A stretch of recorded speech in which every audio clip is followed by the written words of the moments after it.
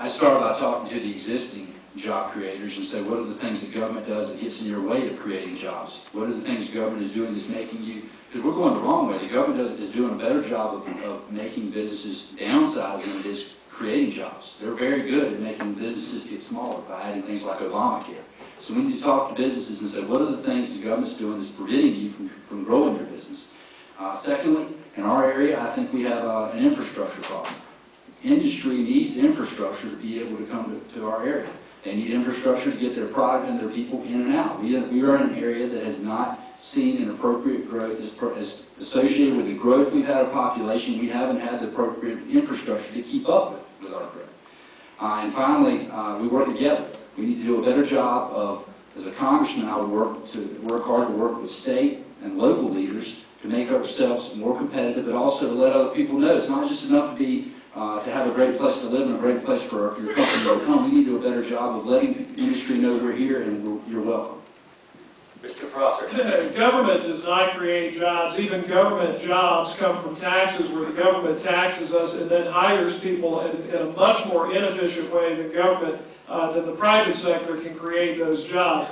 The only way that we're going to return to long-term sustainable economic growth is to have growth in private sector jobs. And that means that business people have to be willing to put capital at risk, have to be willing to make an investment, and they're not going to do that when we have continual deficit spending, the looming cloud of increased taxes, and so much uncertainty over health care and Obamacare that business owners cannot plan and are not going to have the confidence to go out and invest in the economy. It takes confidence. The way that that confidence comes is by government getting out of the way and to quit interfering directly with business in terms of regulation and in terms of health care and other burdens that it's putting on business.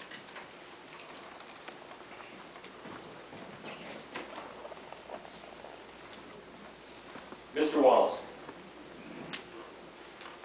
Short term, when you get elected as a congressman, you're going to be the first congressman in District 7 from this area in 20-something years. Robin Talon, I think, in 1991, when he retired, was the last one from Florence. John Jenrette, in 1980, the last one from Horry County. John DePere was the only Republican that we've ever had. He was only there for 2 years. So you need to go and look at every strength of each county and see what we can do to reach out and help. In Horry County, we have a targeted industry study that says maritime and aeronautic jobs and corporate headquarters and quality of life things that you can lure people into this area for. In Marion, you have a number of buildings that need to be retrofitted or even torn down or refilled with industry that could come there because the ceilings need to go up. In Marion County, in Florence, we've got a chemical industry and medical industries that we can take advantage of. We need to work on building I-73. Long term, I think we need to go after the offshore, the gas that we have offshore and build an energy industry right here in this district that can provide thousands of jobs. Mr. Ballard.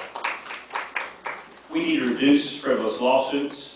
We need to reduce taxes. I'd make the Bush tax cuts permanent. I'd do away with the death tax. I'd reduce capital gains, repeal Obamacare. Economic development folks, out of everybody running for Congress, I have more training than any of them, or all of them put together. When the governor of this state couldn't go, I went in his stead. Didn't even have you pick up a dime, ever. I went to 23 countries. There are players like Nanyang Plastics, right here. There's only one person on this stage they know, because I've been to Taiwan and met with them. They're in Florence County employing thousands of people. We need somebody that knows how to do economic development. I can call up Bobby Hitt right now and talk to him. If he needs help, I'll go on his behalf. If the governor of this state needs help, I'll go on her behalf. I've already done it.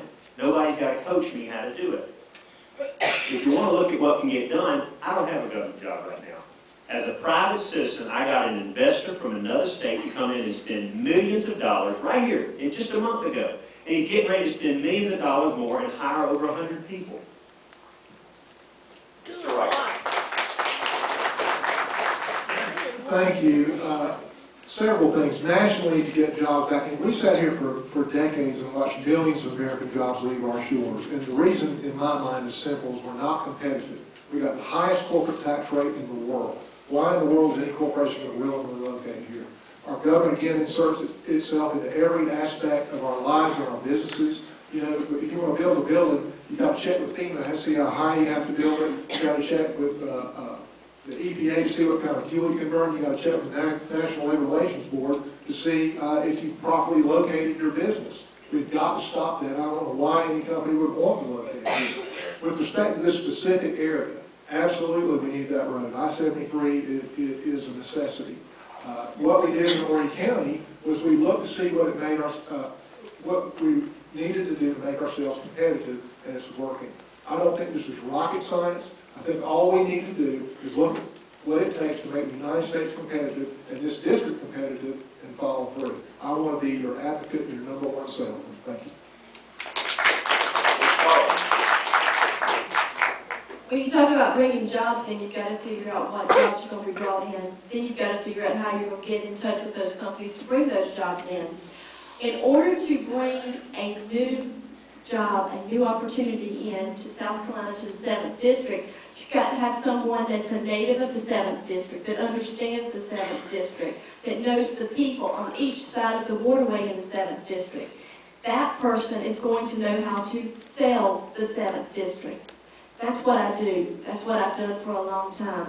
I've gone into industries. I've sold to industries. You have to have someone that can go into the industry, explain to the industry what great opportunities we have here. We are a right-to-work state.